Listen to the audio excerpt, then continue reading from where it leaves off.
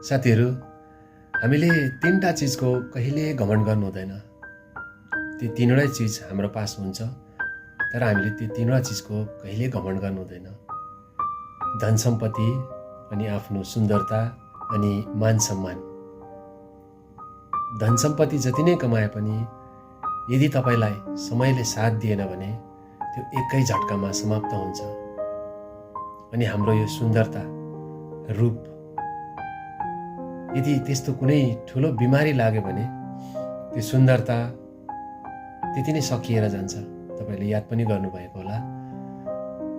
त्यसले गर्दाखेरि अन्तमा छ मान सम्मान।